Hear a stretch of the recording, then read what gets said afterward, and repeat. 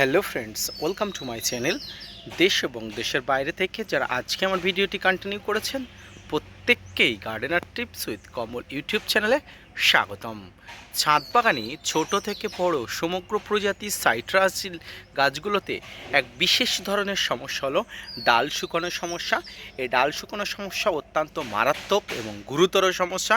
যে সমস্যাকে যদি আপনি সঠিকভাবে পরিচর্যা না করতে পারেন তাহলে আপনার ছাদ বাগানের গাছগুলো ধীরে ধীরে মৃত্যুর দিকে এগিয়ে যাবে। তো আসুন আজকের ভিডিও থেকে আমি আলোচনা করব এই ডাল শুকানোর সমস্যাকে দূর করার জন্য আপনি কি পরিচর্যা করবেন, কিভাবে ফাঙ্গিসাইড ব্যবহার করবেন, এক কথায় কিভাবে গাছের নিয়ন্ত্রণের মধ্যে আনবেন প্রতিটি গাছকে এই ডাল শুকানোর সমস্যার হাত থেকে। তাই নিয়ে থাকছে আজকের ভিডিওটি, না স্কিপ করে কন্টিনিউ করুন।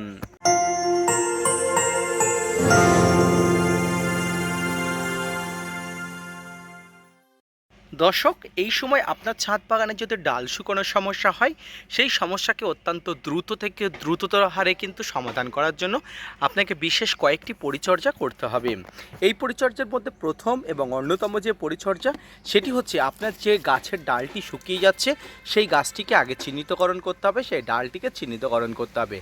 চিহ্নিতকরণ করার পরে আপনাকে একটা কাটা নিতে হবে বা প্রুনার নিতে হবে। যে কাটার বা প্রুনারটি অবশ্যই কিন্তু ভালো করে কিন্তু ফাঙ্গাস মুক্ত করে নেবেন, জীবাণুমুক্ত করে দেবেন।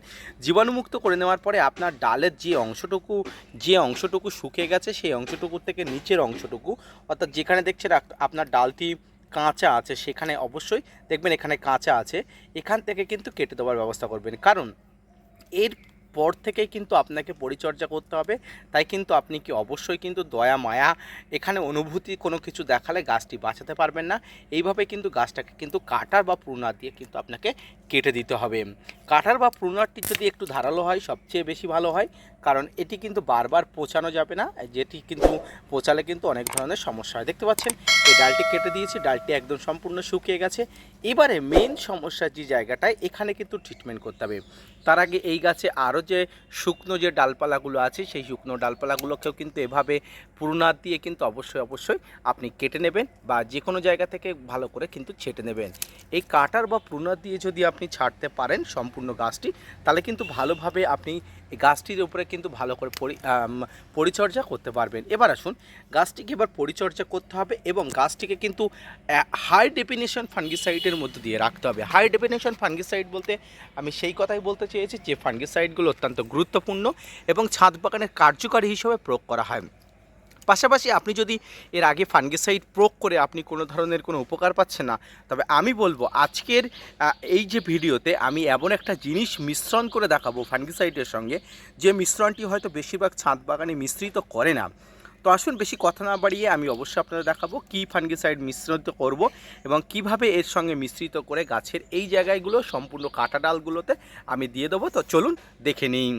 সম্মানীয় দর্শক, দেখুন এই মুহূর্তে আমি একটা ফাঙ্গিসাইড নিয়েছি। এটি অতি পরিচিত একটি ফাঙ্গিসাইড, যদিও এক্ষেত্রে আমি বলবো হাই ডেফিনেশনযুক্ত ফাঙ্গিসাইড প্রয়োগ করা উচিত, কিন্তু এই মুহূর্তে আমার কাছে স্টক না থাকার জন্য আমি কিন্তু এই ফাঙ্গিসাইডটি নিয়েছি। এক্ষেত্রে যে ফাঙ্গিসাইডটি আপনি ব্যবহার করতে পারেন ব্লু কপার বা ব্লাইটক্স, কিন্তু আমার কাছে ব্লু কপার বা ব্লাইটক্স এই মুহূর্তে স্টক শেষ হয়ে যাওয়ার কারণে আমি কিন্তু স্প্রিং ফাঙ্গিসাইড নিয়েছি। এই স্প্রিং ফাঙ্গিসাইডটা এবারে কিন্তু ভালো করে পেস্ট করে দিতে হবে, অর্থাৎ এতে অল্প পরিমাণ জল দিয়ে কিন্তু পেস্ট করে নিতে হবে। এর সঙ্গে আরও যেটি মেশাতে হবে, দেখুন স্টেপটোসাইক্লিন। এই স্টেপটোসাইক্লিন হলো একটি ব্যাকটেরিয়া নাশক। এই ব্যাকটেরিয়া নাশক যদি আপনি এই গাছের ডালের সঙ্গে যদি আপনি ভালো করে মিক্স করে দিতে পারেন তাহলে কিন্তু খুব ভালো ফলাফল পাওয়া যাবে। এটা কিন্তু খুব ভালো কাজ দেয়, খুব ভালো ফলাফল দেয়।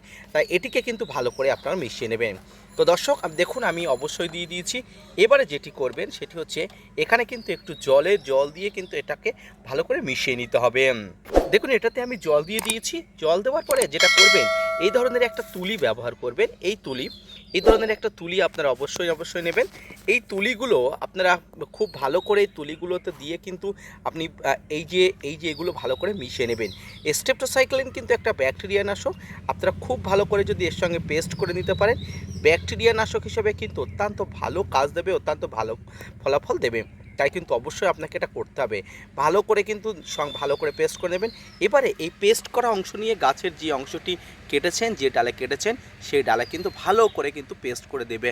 সম্মানীয় দর্শক, এভাবে কিন্তু গাছের প্রত্যেকটি ডালে যদি আপনি ভালো করে পেস্ট করে দেন, তাহলে সমগ্র ডালে কিন্তু এই ফাঙ্গাসের আক্রমণের হাত থেকে কিন্তু গাছকে রক্ষা পাওয়া যাবে।